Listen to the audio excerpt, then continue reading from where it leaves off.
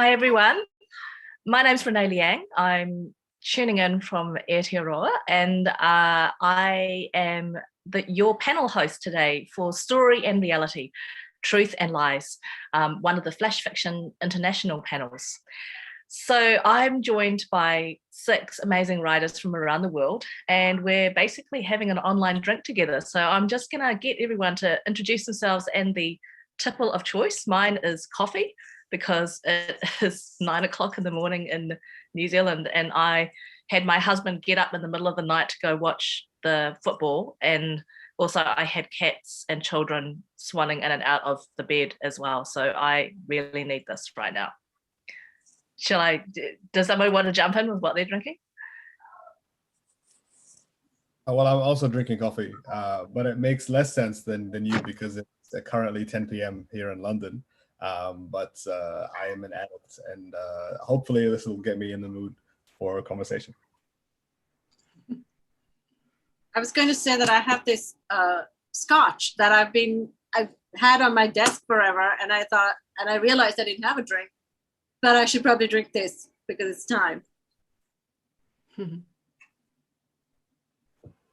Instant coffee here with milk, not the posh kind of coffee, just instant kitchen coffee. Nice one, Mary. I've got a gin infusion with botanicals from my garden and kitchen. And it's very nice, thank you. I've got water. It's 10 p.m. in Ireland, and I have to drive in the morning, so I have water. I've got water as well, but excitingly, I put it in a green glass. So it makes it extra special. Wow, there's a very exciting tipples. I can see some of us are going to go louder and faster. Some of us are going to get much more awake, and some of us are probably going to stay the same. Erudite, basically, I hope. So just acknowledging that we're all on different time zones, and this is the reality of the world today. And also we're just coming into the second year of weirdness. So I guess the topic of today is quite relevant. This is where reality may not be reality, lies may not be lies. And I remember when I was a starting writer and I enrolled in a writing course at Massey University, the first topic of that particular writing paper was how to lie. And I remember thinking, wow, why would I want to lie as a writer? And of course, now I realize it's probably the most essential skill and should indeed be the first thing you learn. I don't know if you guys agree, but I've got getting nodding here. I mean, firstly, it's just fun, right? I mean, that's just, lying to yourself, lying to the audience or the reader, lying to your characters, or not sure if you're lying at the time that you start writing and then working it out as you go, all these things. And we're gonna dive deep. But firstly, I thought, by way of introduction, I'm going to call on each of the 6 writers in turn and get you to read an extract, a short extract, and then explain why you've lied or told the truth in that extract. We may hear some secrets or not, depending on how you choose. So Nuala O'Connor, hi, you're tuning in from Ireland, and you've recently released a novel about Nora Barnacle, who was the wife and muse to James Joyce. And this received critical acclaim where it was published in USA, Ireland, UK, and Germany. And of course, we can get it here as well. And you've also previously published a chapbook of historical flash called Birdie. And you are the editor at the Flash e-zine Splonk, which I had a little wade around because I just love the bilingual, because that's Irish, isn't it? Splonk or sploit. How do you say it? It's Splunk, but that's an anglicised version of the word. Yeah. So, but that's actually how you say it, Splonk. Splunk. Yeah, wonderful. So over to you.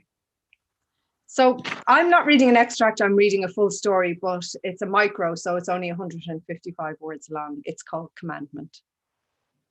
It's a fact that Trish has the most handsome husband in Ahabolog. It's a fact that all the wives covet him. It's a fact that I do more than covet. I reach out my fingers and touch. It's a fact that I'm a commandment breaker. It's a fact that Trisha's husband is too. It's a fact that for months we are clandestine heroes fueled by lust, Trisha's husband and I. We slip, slide, slobber in laybys and barns, up hills and down lanes, and no one notices until they do. It's a fact that Trish is more than angry, she's frenzied. It's a fact that Trish tries to set fire to my car in our driveway. It's a fact that when that fails, she daubs large words across my car with yellow paint. Thou shalt not. Thou shalt not commit. Thou shalt not commit adult. It's a fact that Trish runs out of space. So that's it. I wrote this micro in 2018. So that's three years ago now. And I suppose it takes the business of truth telling to the extreme with the beat of it's a fact. So it's 3 years ago. So it's hard to remember afterwards what you had in mind at the time of writing. But I do love repetition in stories as long as it's not overdone. You know, sometimes if it's a longer piece, it can sound a bit tedious, that repetition, and a bit overdone. But I think in a micro, it can work really well. And I like the prayerful beat of it's a fact, it's a fact. Especially because I have woven something humorous and darker in with it, something a little bleaker than that. So I suppose at the heart of this micro, there's deceit, an affair, and that's set against the religious piece of the commandments or the Bible or whatever, and wrongdoing in that context. So it's a series of truths or facts that are strung together from the point of view of the narrator. And the biggest fact, I suppose, is that Trish, the wronged person, the innocent party, is made to look foolish, I suppose, because of her anger about the affair. So I suppose all of that callousness and unfairness is just a part of human nature, and that's what we're about as writers, and how one person's pain is another person's pleasure. And I love to write these kind of troubled love stories, you know. I like writing humorous stories as well, and every so often a humorous kind of flash occurs to me, and I love to get it down, you know. I don't generally plan. I don't set out with a plan, A for humor or B for, you know, truth or lie telling. Something occurs to me and I take off. That's generally my writing practice. It's very organic and unplanned. So that's Commandment. Wow. There you are. You've thrown down the gauntlet, truth telling.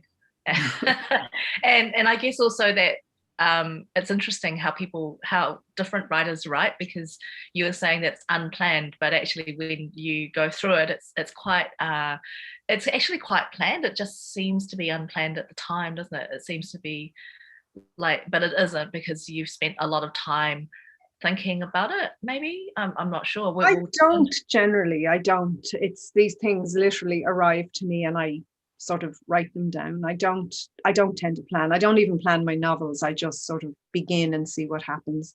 I ask myself questions and I try to answer the questions as I go. That's generally how I work. So no, I really never know how anything will end until it ends. I'm not into plans at all when I write. So I'm very much a planner in my life, but not in my writing. So it's where I'm free.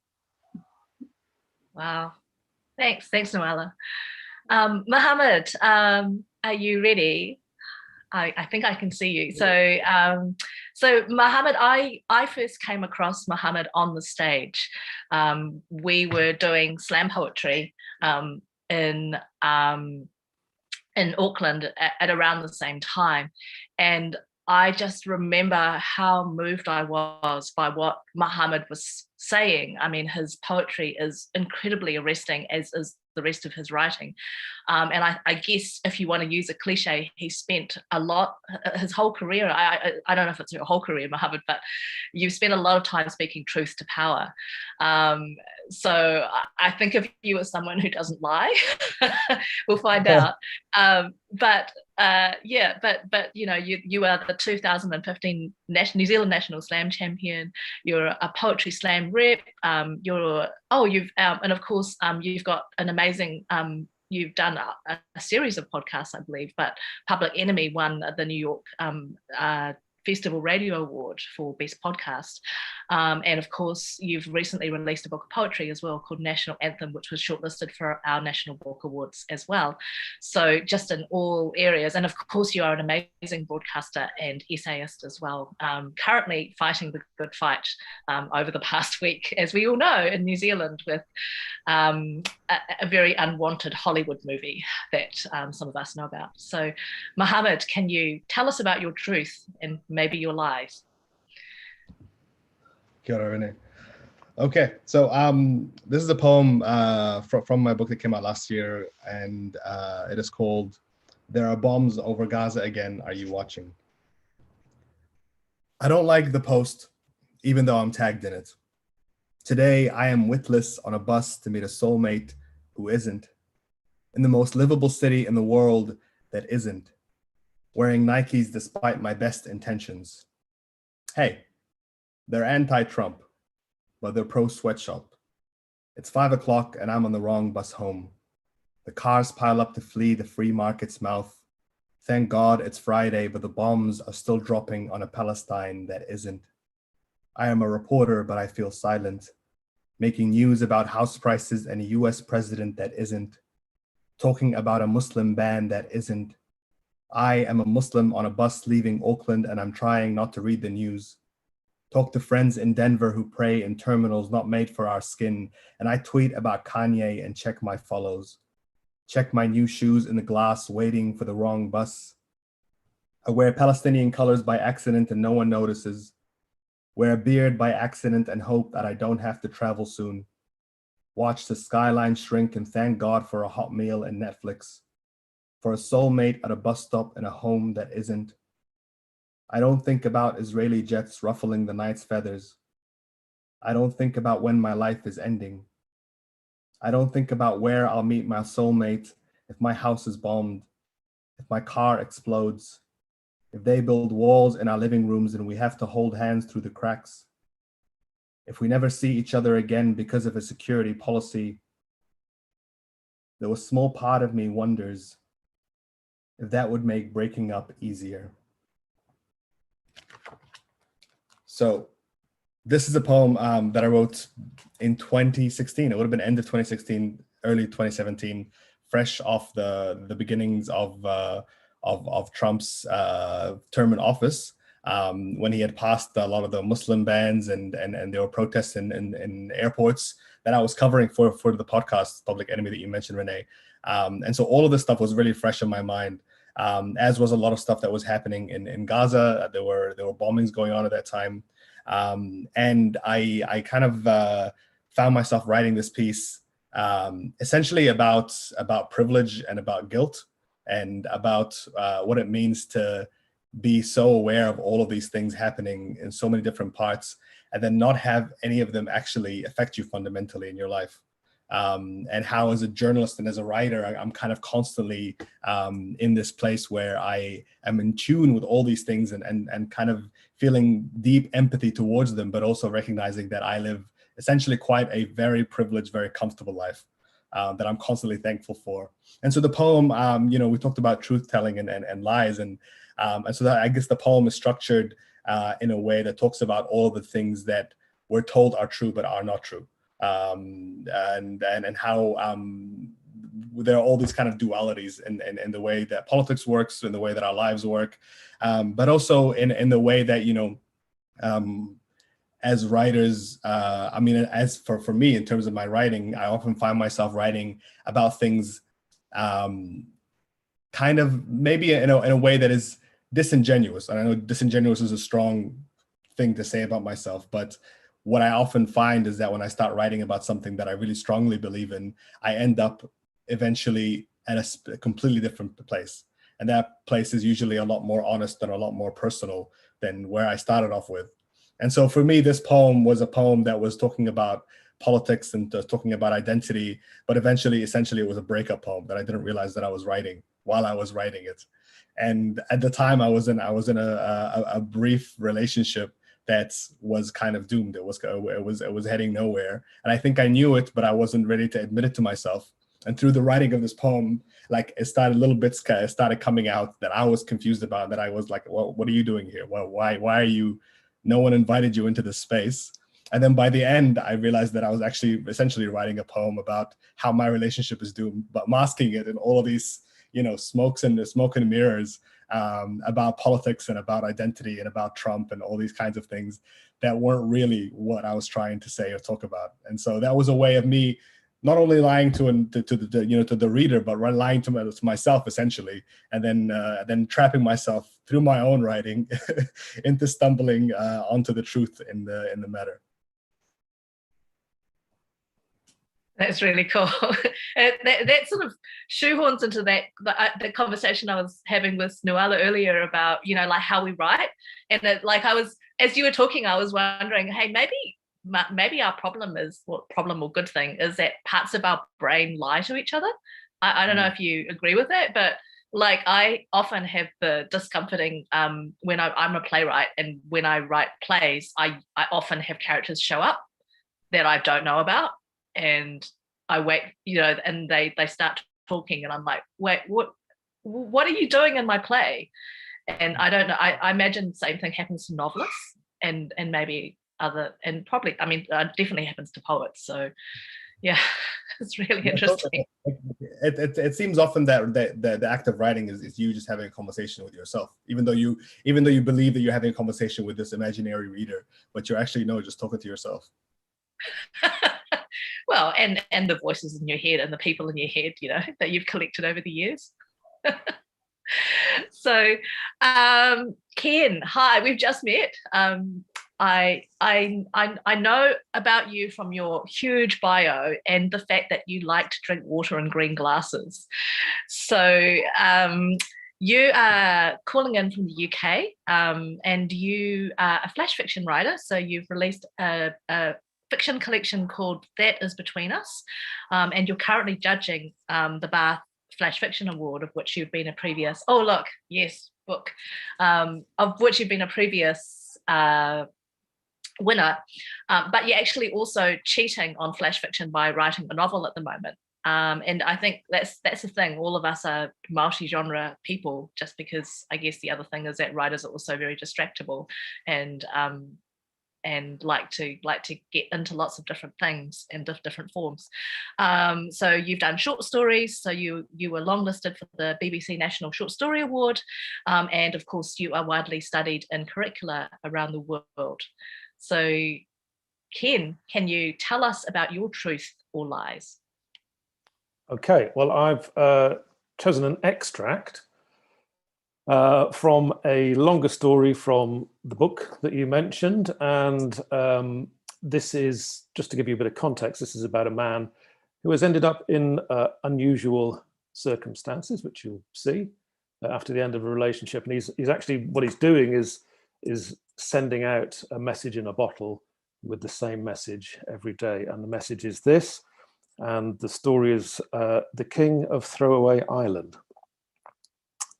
I want you to know, Mia, the reason I haven't been round to pick up my things is because after we split, I flew to Jakarta and then got on a boat that hit a whale and sank. And now I'm marooned on an island of rubbish floating on the ocean. I wasn't intending to go to Jakarta. I wasn't intending to go anywhere. But it was the first flight that came up when I got to the airport. I wasn't intending to go to the airport. But it was the first thing that came into my head when I got into the cab outside our flat. Who knew the whole whale and boat collision thing still happened? I thought the crew might help me. Turns out they weren't dependable. Or maybe I had no idea about whale collision protocol. Either way, they took the lifeboat and left me behind. Maybe they thought I was a Jonah. No, they didn't look like Bible enthusiasts. I got lucky, Mia. The boat was smuggling contraband tumble dryers to Papua New Guinea. The humidity in these parts is insane. And I found out that the dryers float if their drums don't get filled with seawater. There is, I discovered, a certain skill required to get inside a floating tumble dryer without overturning the whole thing. Took me a few goes, but I was only in the sea an hour or two before I finally floated here to Throwaway Island. It's mostly plastic items, bottles, sheeting and supermarket bags, kitchenware, old video cassettes, and a little hill made of coffee lids. There are lots of flat pack furniture parts, but also a surprising number of serviceable golf balls and traffic cones. On the North Shore is a beach made almost entirely of nappies and wet wipes. I don't go there. Life is bearable. I've been domesticated. I built my shack out of a boat hull and surrounded it with a concept garden, the concept being that it is made from green fishing nets and broken umbrellas. I have a shoe collection, which at the last count is more lefts than rights. I can fashion pretty much anything from broken patio furniture and rubber bands. I have learned about people from what they discard. An extra bonus is that my low-carb diet has really moved along, and I can play a mean 3-stringed guitar. If you met me again, Mia, I'd be more likable. I think you should know I dream about you most nights, especially when I eat fermented fruit. Your face assembles itself from different memories, and I think about the moment of seeing you again. I understand fear. Okay, and that's the extract. And the reason I chose that was, and it's a little bit the same as Nuala in the sense that I found comedy and the lie of comedy, the sort of absurdity of it, the fantastical and the sort of downright weird, and in this case, the naive tone of the narrative voice is just a really good way of exploring truths. It sort of throws harder truths into relief, and it's quite a good way of exploring the truths of taboo and different stuff like that. So this plays, this story, this whole story is just a tissue of lies. None of it's realistic. I mean, I don't want to spoil anybody's idea, but there is no contraband tumble dryer trade to Papua New Guinea, unfortunately.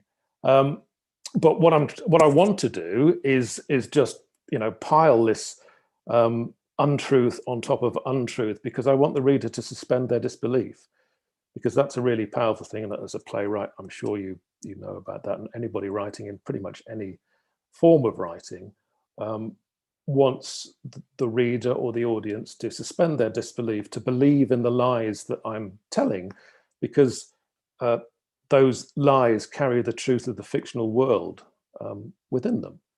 And so once you're in there, then you've got them, and you've got that connection of making the truth out of the lie, which we all do, I suppose.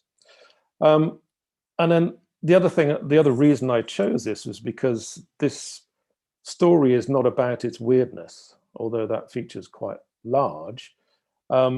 It's about universal truths out of these sort of strange, weird, fantastical lies. It's the universal truths of separation and atonement. It's about someone who's right at the center of this sort of planet destroying carelessness, trying to be a better person. And that's what I like in particular about these particular types of stories. It's the way that you take opposites and you rub them together. You take the opposites of truth and you take the opposites of lies, or you take the opposites of something that's fantastical and you take the opposite of something that is rooted in all our behavior and all our experience, and you rub them together and you make these little narrative sparks. And yeah, you sort of take it away from there and have as much fun as you can and give the reader as much fun as they can have. And that's about it. Wow. It was really interesting what you say about lies on lies, because when you were reading, I felt myself falling down a literary wormhole, you know, like that, how you we talk about the wormholes on the internet, and it always starts with a half truth that you believe, and then it leads you into the next half truth, and then sooner or later you're believing a whole bunch of lies, but you haven't noticed because it's so gradual. And like I actually believed you because the other, I don't know if any of you guys saw, but someone did nearly get swallowed by a whale, or actually temporarily swallowed by a whale last week. I think, what was he doing? He was like spearfishing or something, and then this whale came up, and just sperm whale, and swallowed him, and then spat him out, because clearly whales don't really like spear fishermen. So but he had a very graphic description that went around the world on the media. So I guess I believed you about tumble dryers after that. And then I definitely believed you about the nappies and the wet wipe beaches, because I'm sure that we've all seen the piles of rubbish on some of the beaches around the world. And that's quite I think lies are much more compelling than truths quite often. I mean, we've had 4 years of Donald Trump to show us that. Exactly. It doesn't really matter. You just keep lying through your teeth and keep repeating it, and it'll be much more compelling than any sort of truth and fact that comes. So that's what we do. We steal that idea as writers and use it to our advantage. Although I must say, Ken, that your lies are much funnier than Trump's. Thank you very much. Okay, so we're moving on to my fellow Kiwi, Node. Hi, Node. She is a graduate of the Hagley Writers Institute in Christchurch, Otautahi, and you published extensively in overseas and in New Zealand. And I think we just missed each other in Auckland the other week in the Writers' Festival. But you are an associate editor for the Flash Frontier, so you work with Michelle, and you placed second in the 2016 National Flash Fiction Day as well. You've published quite a number of books with Truth Serum Press, The Crazed Wind in 2018, Filthy Sucre in 2020, and Toy Train is about to be released. When is it going to be released? Oh, there it is. Yeah, this is a proofing copy, so that's exciting. And also you've done some overseas publishing as well, so you've been a guest editor for the UK National Flash Fiction 2021 anthology. And so do you want to share what you've got? Ngoirene. Universe. Peter's mother, Pamela, wanted her son to leave the provinces, move into the wider world. Pamela didn't want Peter to leave. She wanted to keep him to herself. Peter's father, Andrew, wanted to show him the way, teach him to run before he could walk, fly before he could run, burn before he could fly.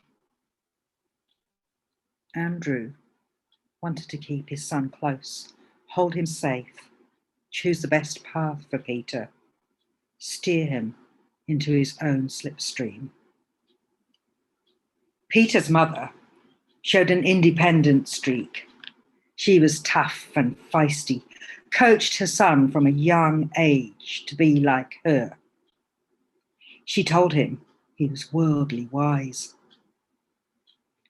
When it came to her only child, Pamela took no chances. She taught Peter to be steadfast. She suggested suitable girlfriends. Andrew had a tendency to boast about Peter, his only child. But because the young man's achievements were self-explanatory, his wider family and friends could barely touch his feet, so high was his pedestal. So Andrew rarely needed to say a thing. Faced with such contradictions that would have floored a lesser man, Peter made his own rules, redesigned his destiny in a universe where everyone was looking in different directions from the way they were going, constantly in danger of collision. Tēnā koutou, that's from Toy Train, which I think is appearing reversed. It's coming out from Truth Serum Press shortly, probably in the next month or so. And having your characters lie to each other is a good way of conveying information. It could be as simple as one character misleading another, but there are more nuanced ways of doing it. So in Universe, or that extract that I read, Peter's parents are directly contradicting what they've just said. Now that's a technique that can also be used in longer form, but if you do that, you've got to be a bit more careful because it can come across as an editing error. But in the brevity of flash fiction, there's nowhere to hide a mistake. So it's obvious that you're using it deliberately, and your placement and juxtapositions can help reveal some of the dilemmas that your characters may be feeling, or confusion that they experience as well. Hopefully that comes across in that excerpt I've read from Universe, where Peter's parents express their hopes and desires for their growing adult son. Tēnā koutou, thank you very much. Thanks, Nod.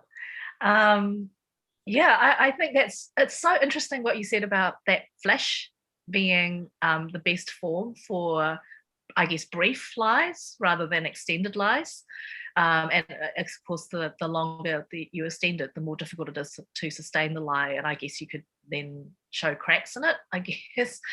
But I think it's fascinating to me that you make that really clear distinction between when you can lie in flash and how big you can make that lie versus when you can lie in the longer forms. So yeah, thanks. I learned that just now.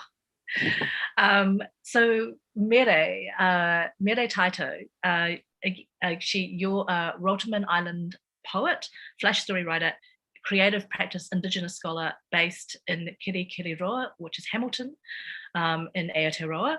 And I feel like I know you, even though I don't think we've ever met, because I think I know you from social media and maybe from the writing that you published about Indigenous literature. You have published a chapbook of 10 poems called The Light and Dark in Our Stuff, exploring the light and dark themes of humanity. And you've also been in a number of very good journals, both here and I think overseas. And you've been exploring the role of creativity via poetry and flash story. And you write in both English and Rotuman Island as an activist, and I really identify with that need to use your language. I identify with that too, in that I'm trying to reclaim my mother tongue of Cantonese and trying to write it, even though I can't actually read or write it. I'm sure it's different for you though. So Mere, welcome. Well, thank you so much. We have met, Renee. We met at the Hamilton Gardens. You came with your a play, and my grandniece wanted to take one of your props home. It was the blue-haired fairy, and I said, yes. No, all the props stay with the actors. So yes, we have met. I'm going to read a piece that I wrote in Catherine Chidgey's creative nonfiction class. And in this creative class, creative writing class, we explored how we could mine memory to create fiction. And I find that a very fascinating thing to do, to write to memory, because sometimes memory can be unreliable. So how much of memory can you play around with, and how much of memory do you need to leave alone? So this one here was written based on a memory growing up in the 70s in Vatukoula. Now, Vatukoula is a gold mining town in the southeastern part of Fiji. I grew up in Fiji. A lot of interesting things happen in gold mining towns. So this one I've titled This Little Light of Yours, and I've got a Rotuman title for it called O Pulol Miat Miat Heta. We can feed fire like children, stoke it well to respect the law of destruction and to know the boundary of its burn. A well-raised fire will sing Kumbaya with Sunday school campers and charcoal roast parrotfish in breadfruit leaves. It will warm living rooms and exhale only through clean-swept chimneys. It will not stab its tongue into flesh. It finds all the crackling and spitting revolting. This is the kind of fire you want. This is the kind of fire you'd be proud to say, yeah, I started this. But when a fire is lit to burn a thatched grass floor, and when a kerosene lamp is smashed to entice its fury, you run. Run to your bumbu. Tell her to scream as loud as she can so that the water spirits can hear her, and come quick. Run to your mother. Cry her a lie. Run to your father. Convince him Jesus told you to do it. Bumbu's bure was haunted. Did he not know that? This is very bad fire, the kind you want to foster out, disown. This is a memory that I have of myself as a 4-year-old in Watakola, where I started a fire. I burnt the grass floor of the bumbu. So bumbu is the word for house help. It's a Fijian word for house help. Grandmother.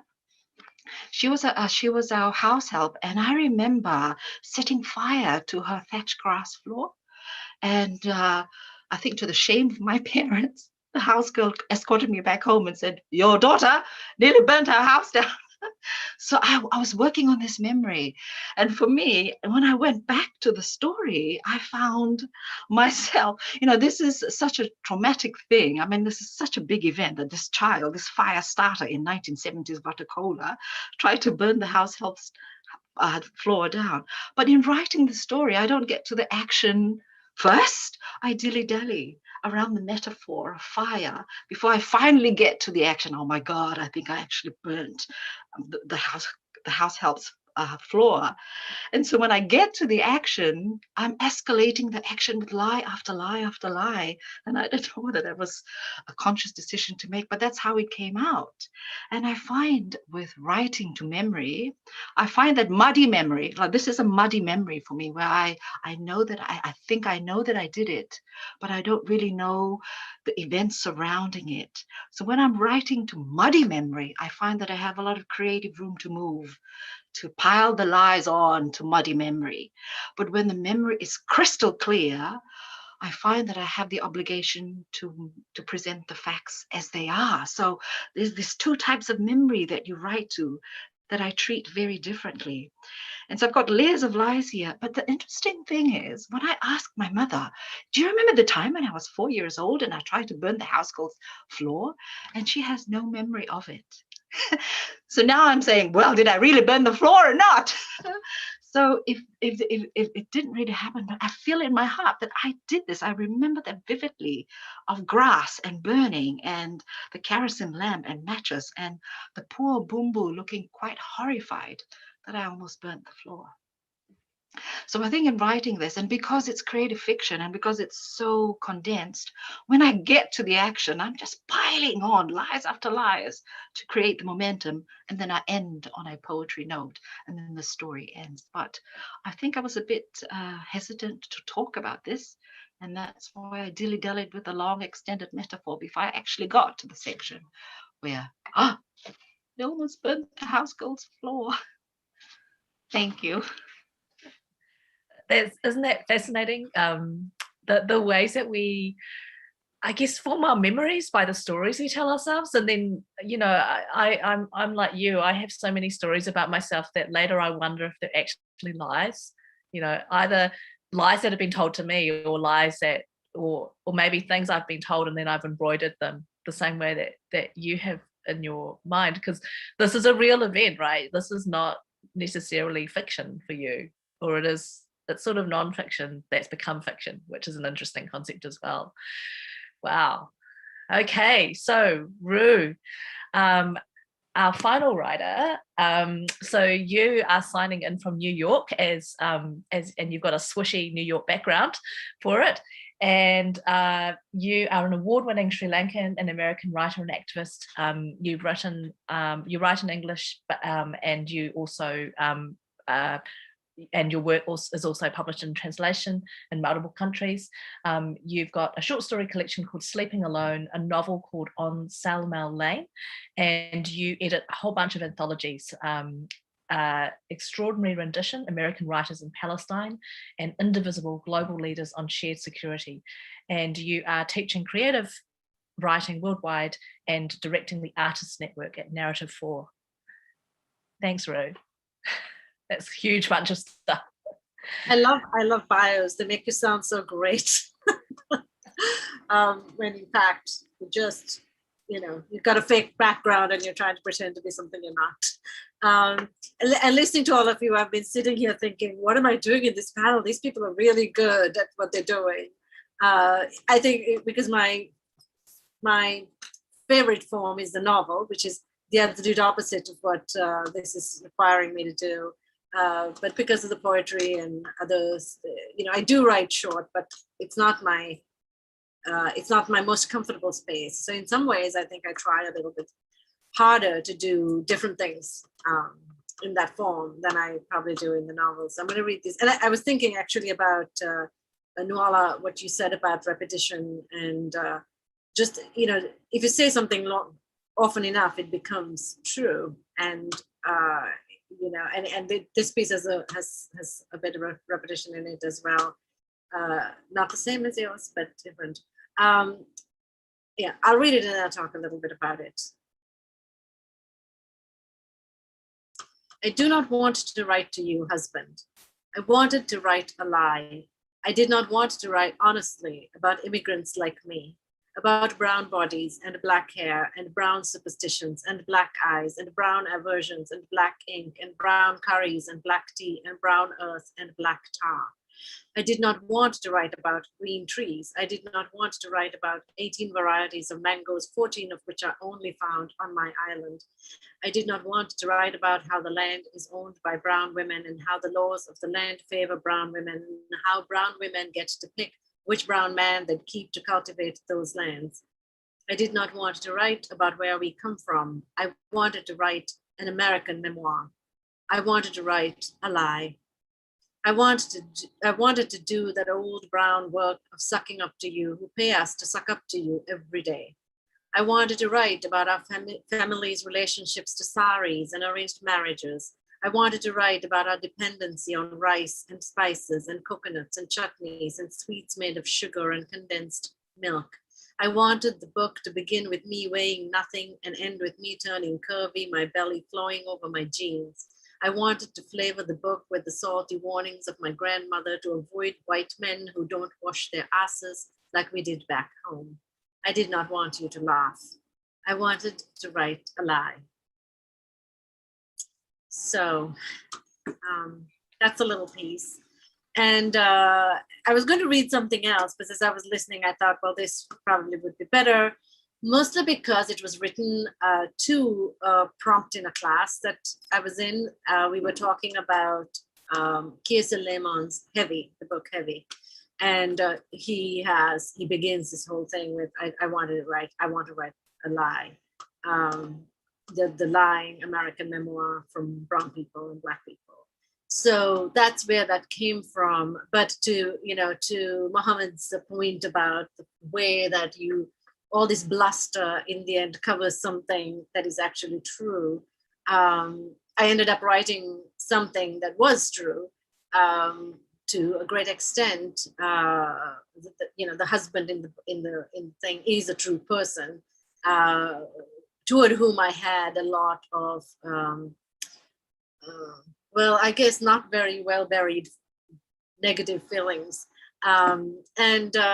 But it also became part of a bigger work that I was working on, that straddles that line between memoir and nonfiction and fiction, in the same way, say, Jamaica Kincaid's Then does, where it is autobiographical, but it is actually not, it's fiction. So I'll stop there, and that's kind of the story around the story. Wow, I think that brings us to a really good point to start our discussion about truth and lies. And I remember in that beginner's writing course that I did, the reason that I was given by the lecturer for why lies were important and an important tool for writers is that because they're ways of telling the truth. And I just thought we could start with talking about that among ourselves. And just a note for anyone who's listening in, I think we've got the comments section activated, so we can also, if you send your questions through, I can feed them in to our free-flowing conversation. So does anyone want to start with exploring truth through lies? I saw Boccaccio's writing described once as an artfully malicious operation, but it strikes me maybe that all fiction is that, especially fiction that sets out to lie or to bend the truth or to hoodwink people. Because I think we as humans have quite a flexible relationship with the truth anyway, we bend it to our own means. So, you could have a character arrive somewhere that's acknowledged as beautiful, say Paris or something, and they arrive in a bad mood and they just think it's a hideous place and they hate it and everything is wrong about Paris. But that might directly contradict your truth about Paris. You know what I mean? That you can have a lot of fun with this sort of malicious operation that fiction is, by sort of taking sort of accepted truths, inverted commas, and upending them. And I think that's what Ken was doing. It was very George Saunders-y, Ken. I loved it. That business of having this kind of very unreliable narrator who has this sort of naive tone. I think you do that very well. And just to say, Rue, your piece really reminded me of Jamaica Kincaid's Girl when I was listening to it. So yeah, lovely echoes there. I really enjoyed that. That's high praise. She's I have hold her in high regard, as do many people. I was interested because you're saying that we're malicious and we writers are malicious and but in some ways that what you were saying, I was like, but you're describing politicians. We're not like politicians. Yeah. we may be malicious and play fast and hard with the truth, but we're actually honest about that. We're honest about our lying, that we are lying, aren't we?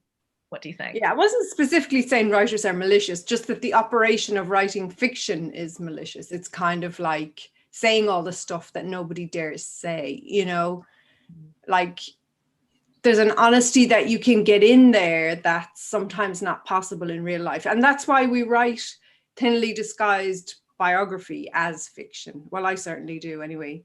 And I also write a lot of biofiction because it's a way of writing about the truth with this cloak of something else around it, and that's kind of the enjoyable part, that business of empathizing and embodying other people, and poking at truths that people don't like, but that you're kind of safe to do it in fiction. Do you know what I mean? Yeah, totally.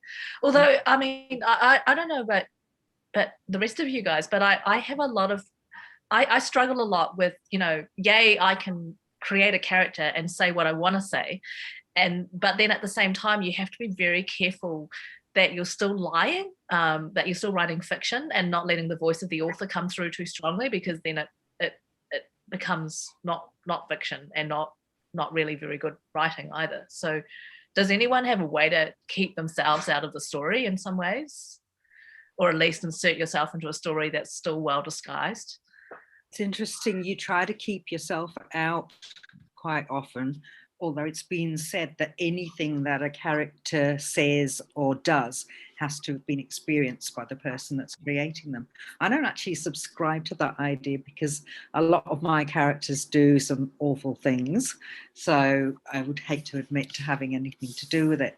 But the point I was going to make actually is about creative nonfiction, that a lot of the time we are trying to express something that's happened. And I think somebody brought up earlier, I think it was you, Mary, saying about unfoggy memories or whatever, that you feel an obligation to tell that in a very true way. My teacher, Frankie McMillan, said you don't necessarily have to tell the 100% of the truth when you're trying to convey something, because sometimes a minor detail might be so boring or whatever that you need to substitute it with something a little bit more spicy just to bring the story to life a wee bit. So I don't know if the rest of you have found that sort of experience, that you make something out of. An example I can think of is, I think in my first book, there's a story about when I see my mother for one of the last times, whenever she is about to die. And I've given that to the narrator, who isn't me, but I've taken it directly from life. So it is kind of a creative nonfiction piece, but I've given it to her. And in that, I give my mother a gift.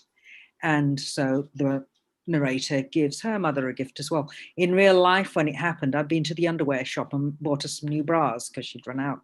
But that just didn't ring as well as the narrator giving her mother a book that was far more literary. So I changed it. I lied.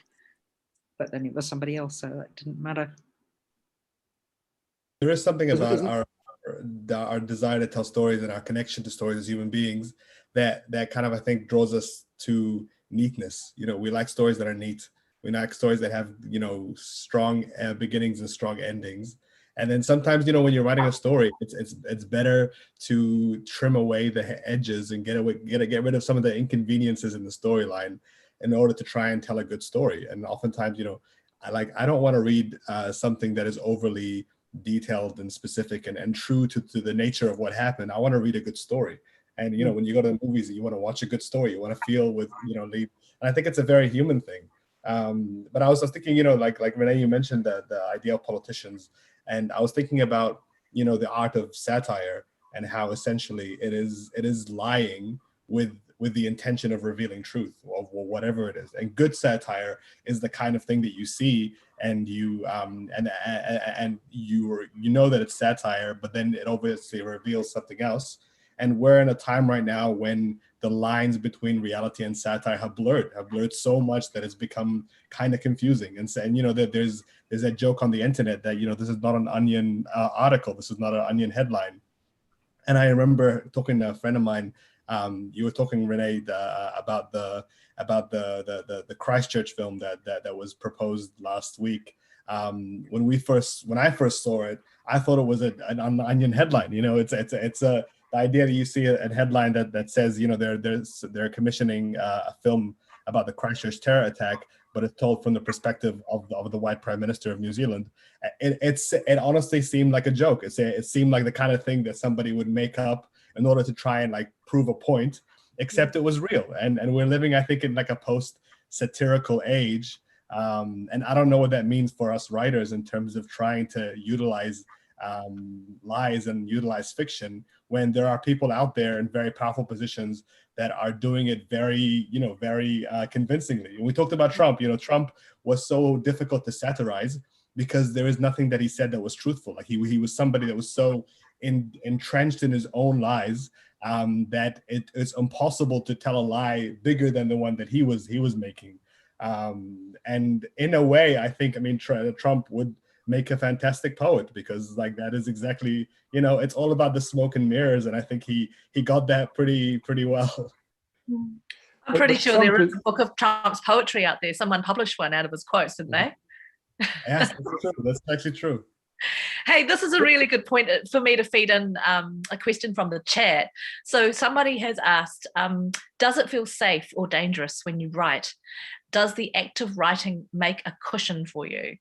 So I guess that thing, do we use writing as a cover for ourselves, as a camouflage? Or therapy. Yeah. That's what you do. But when you get past the therapy, is it possible to get past the therapy and get into the attack, as Muhammad is saying?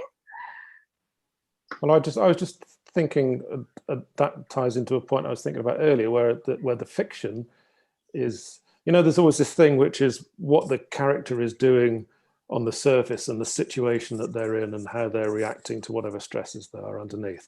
And then there's something going on underneath, which is the sort of wider thematic inner struggle. And to me, it's always like the fiction is the thing that's on the surface, that's going on. That's what we're writing about fictionally. The stuff that's going on underneath is what, you know, it's about us. It's about what we're feeling and what we've experienced and what's going on in our lives and the kind of things that we want to discuss. That sort of inner struggle bit is quite important. And you know, in terms of the point that you were just making there, Renee, certainly, you know, some of the things that I discover, or rather I don't discover, there's another lie. I haven't discovered them. Actually, people have pointed them out, is the sort of obsessions that you have as a writer that you constantly go back to and you constantly explore. So for me, one of the things is childlessness. I didn't have any children. And that constantly comes out in various ways in the stories that I write about, and also my own sort of upbringing. You know, that constantly sort of comes out, whatever in whatever way it does. And then sometimes you have to claim that. So you have to just sort of lie that you knew about that in the first place. Someone pointed out that I'm quite obsessed with hands in a lot of my stories. And of course, you know, when they pointed that out, I was like, oh yeah, no, absolutely. I don't write about hands all the time, definitely. Then I had to go through my stories and discover that, yes, I did. You know, so there's that sort of, it feels like the more autobiographical, the more your sort of subconscious leaks out all over the page. Yeah, I think that's exactly right. We come to writing fiction with all of our personality and biases and quirks, and you know, for me it would be like things like Catholicism and feminism leak in, you know, whether I want them to or not. But also we come, you know, with our social status, our background, our state of mind even can leak into the fiction. So we're not always in control. There's a thing we're doing, and then there's a subconscious element that's just influencing the whole project, you know. You know, I seem to write about mad mothers a lot, which makes me wonder if I am one, or if I had one, or if both of those things are true, and I think they probably are. But it's a point I keep coming back to over and over. So there's clearly things that we can't get out of our system, but that we need to obsess about. And no matter who we're writing about, all these filters, it's like a sieve. They just leak in, you know. We can't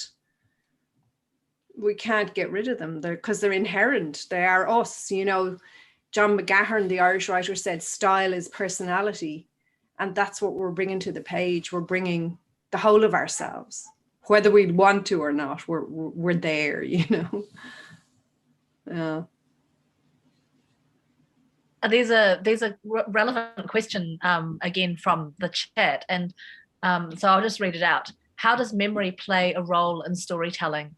How do you handle the layers of untruths, sorry, that's a cat, that enter the creative nonfiction story that you may recall from memory?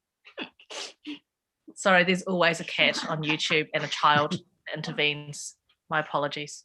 So sorry, just to summarize, the question was, how does memory play a role in storytelling, and how do we wade through all the layers in order to actually create the fiction?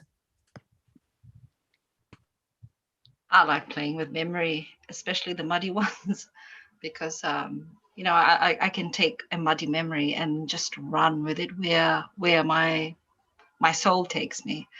But like I mentioned, I'm very cautious about crystal clear memory. And with crystal clear memory, I often find that there is, and I don't know whether this is with everyone, but I find that there is also a point of ethics involved in terms of seeking permission to write about this crystal clear memory, especially if it's not yours, especially if it's a memory that's come from a family member, from your father or your mother. I'm very cautious about that, and I will write about it, but I will not send it in for publication, or I will not give it to somebody else to read unless I've had their permission. So I love muddy memory. There's a lot of creative boundaries there to move, to distort, to pile lies upon lies. but I'm very cautious about the crystal clear ones, and I tend to stay away from them or be very cautious around them. But generally, the current trend is not to do that, isn't there? Let's look at things that we see on television, such as The Crown, being the prime example that I use when I'm teaching, about how many lies you can bring into the lives of real people, some of whom are still alive, and you openly say you're semi-fictionalizing what you're showing them, and people will go away with memories of thinking those things are true in certain cases. Other examples would include the film Bohemian Rhapsody, the Queen biopic, where you can go on the internet and find what facts have been manipulated and why. And yeah, sure, it makes a better story, but what are the ethics of that? Some people would say it's completely wrong, and some people would say it would be an incredibly boring story if you stuck to the truth. So interested to hear what your ideas are. So for me, just to clarify that, if the memory belongs to a family member, not mine, if it's not mine, I think about the permission, because I think as writers, yes, we can play around with creativity, we can build all these lovely stories, but I think we also have some responsibility to make sure that if you're speaking somebody else's story, then wouldn't it be more ethical to seek permission for you to write it, or to, but absolutely, if it's mine, oh boy, I will go for the kill and just bring on the creativity and the lies after lies and lies after lies. But if it's not mine, I am very cautious. I think I've definitely struggled with that a lot, especially when it comes to writing about family members, writing about my parents, which I have been doing a lot of lately. And I don't know if this is kind of like an immigrant thing where I'm just doubly cautious all the time about, like, the idea of speaking about my family or my parents in public is such a huge taboo that that every time that I do try to write about it, that it feels like I'm sinning quite, you know, I'm in the worst possible way. And there's been a lot of times when, you know, I've written stuff that have included my mother in it, or my father, and then my mother has now like a practice where she would ask me to read her the poem, and then translate it into Arabic, and then like she would pick apart like each individual metaphor and ask me to explain it in detail, which is excruciating, because the last thing I ever want to do is have to explain my writing to anybody, let alone my mother. But it's definitely, I mean, it's something that I have struggled with, especially since, you know, over the last few years, I've been writing more and more about memories and about things that have happened, especially when I was younger. And I realized that each one of these memories has at least one, maybe two, three other stories or three other perspectives on that same memory. And I only have my very flawed, very unreliable version of these events that I am choosing to write about, that I'm choosing to put out into the world. Whereas, you know, the other people, when their perspectives, they don't get to put those out to argue against mine, or, you know, to kind of defend their honor in these stories. I wanted to say something about, I just wanted to say something about writing about family. I mean, it's the same thing, the same taboo in some ways. It's not even a taboo. Nobody says don't, but it's kind of respect, I think. It's just they're alive, they're entitled to their story. But to me, I don't think there's anything that I've written that hasn't stemmed from something true. It's all from something true. But it's a joy for me of making that, of concealing that truth is the joy. And so I mean, my first book, the first novel, is basically, it's a story of my mother's life, but she doesn't recognize it. I mean, she read the book and she said, well, you know, there are many things here that remind me exactly of things that I, you know, struggled. And she was so pleased that there was this other character in a book that somehow had certain things that she shared. And so I considered that a success, that somehow she could identify with the feeling, but not the character. That wasn't her. But I think, I mean, that's the joy of it, is how do you make it different enough? That's where all the lies come in. Oh, but if family piss me off, yes, they'll end up in a poem. No permission required. I do that. That's my if I find myself in a terrible situation, I turn on my secret internal tape recorder, writing, the writing brain, and I record the conversations thinking I'm going to write you into my next play. Guy giving me a ticket, person being rude to me, I'll just right, I'm going to write you in, you're going to regret it. Doesn't happen, but it's useful at the time to deal with the pain of it. We are going to have to wrap up really soon. I guess I just wanted to make one more comment, which is kind of along the same lines of memory, and that is just isn't it to do with the craft of writing? The same way that if we're a painter or a particularly good photographer, we can draw the eye to special details that together create beauty or other feelings. Aren't we doing the same with our words? So even though we're starting with the raw material of truth, our craft, and not necessarily our lies, but maybe our craft, are the ones that bring up certain details and shape those to create something else that we want the reader to feel or ourselves to realize. I guess that's going to be my last question. Well, I think that's true. I mean, you mentioned that, or I mentioned that writing a novel at the moment, it's in part about memory.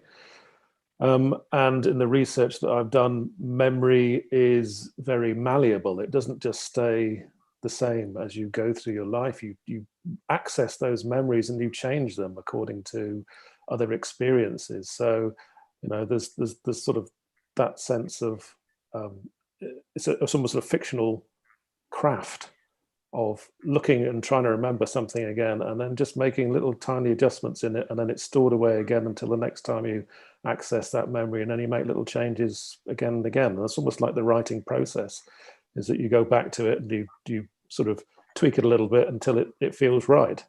It's just with memory, that's a kind of lifelong process, I suppose. Whereas at some point with writing, you think, oh, I can't be bothered anymore, that'll do. That's my truth. I guess that's a great way to end it, guys. I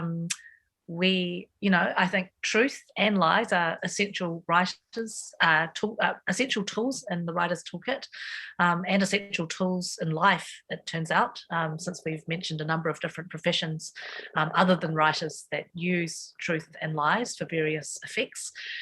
So to everyone out there, especially the people that are staying up late to watch us, and also the people that have got up early to tune in, cheers. I've lost, the cat has knocked over my cup of coffee, but everyone else, cheers. And thank you so much to all the panelists, and we'll get together and lie together, as in make lies together soon. My life. Thanks, Cheers. Good night, good morning, good day.